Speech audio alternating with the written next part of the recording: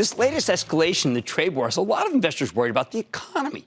Now, normally you buy the healthcare stocks when you're afraid of a slowdown, right?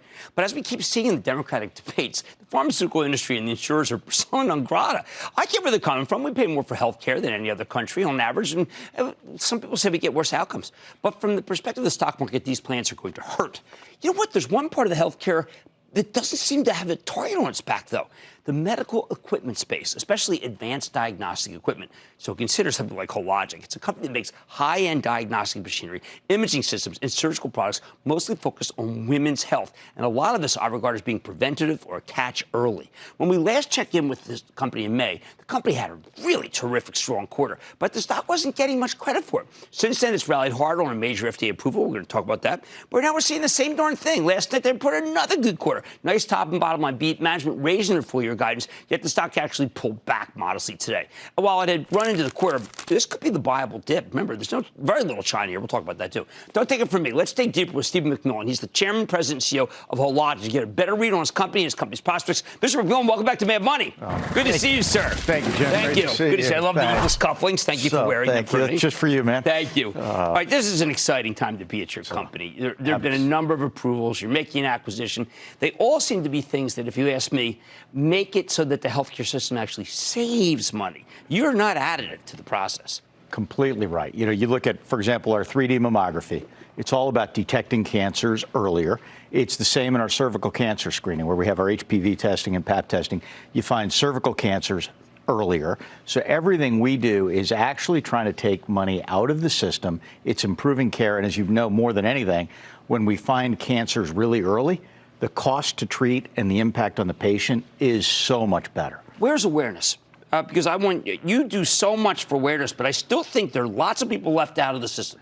There are, and particularly still in the case of minorities. You know, you still have particularly women of color not getting nearly a lot of the tests that, you know, more mainstream women are, and particularly around the world, tremendous opportunities ahead. It's why, as we get bigger and stronger as a company, getting our messaging out as the leaders in women's health so that everybody can share in, you know, frankly, better and earlier diagnosis. Okay, these machines cost money. Are hospitals flush enough now? Because it looks like their capital spending budgets are actually going up. Yeah, the capital spending cycle within hospitals has been pretty good. You know, my experience through almost 2 decades in healthcare right now is if you have a meaningfully differentiated product, and particularly in our case, things like 3D mammography, where you can buy a machine and it's going to last many, many years.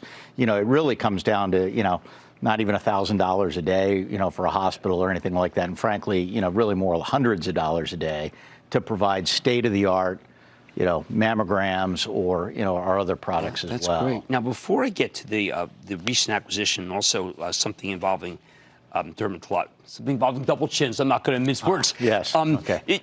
China exposure about 5%. Anything we worry there, or is it just kind of the system? They want your stuff, is the way I look at it. They do. You know, again, the high-end hospitals, particularly in China, you know, want the state-of-the-art stuff. So 500,000 people, you know, 3 different hospitals, 500,000 people each. Yeah. In the main hospitals, Shanghai. main cities, you know, we have a nice business there. You know, we're not necessarily out in all of the communities, and there are always still some of the questions around patent infringement and, you know, some of those things. But in general, you know, we still have, our business is still predominantly in the United States.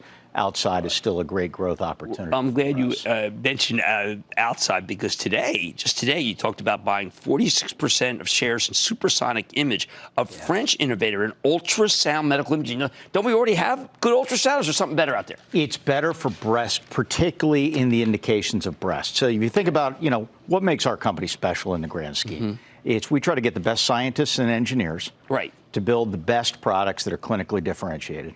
And then you get the best sales and service people to surround the customer relationship. And what's been magical for us is, as you put those two together, you get this wonderful virtuous circle where we're selling and talking to the key opinion leaders in the field. They're using our state-of-the-art equipment. And then they're sitting there saying, hey, you know what else you can do with this? For example, our 3D, gee, this is really helping us detect cancers in dense breasts better. And you go there, and then they'll also sit there and say, hey, by the way, there's this technology that we saw over in France, this small company that's got an incredible, probably the best imaging in ultrasound for breast. Years. And so they bring us those ideas too. So it's all about that relationship we have with the leading physicians and the best products.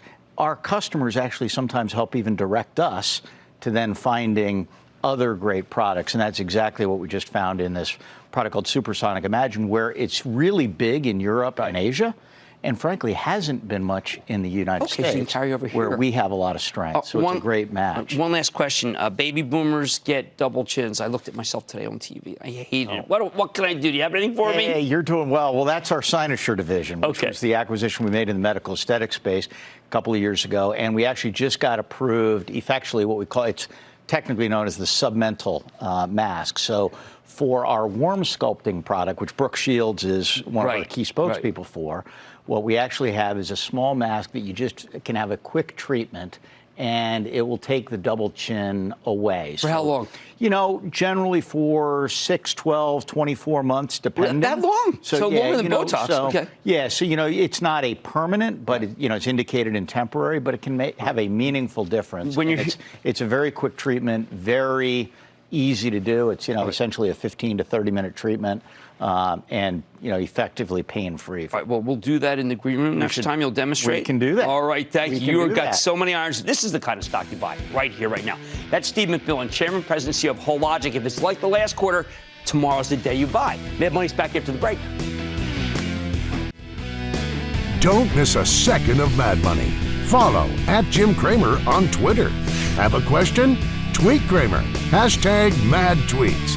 Send Jim an email to madmoney@cnbc.com or give us a call at 1-800-743-CNBC.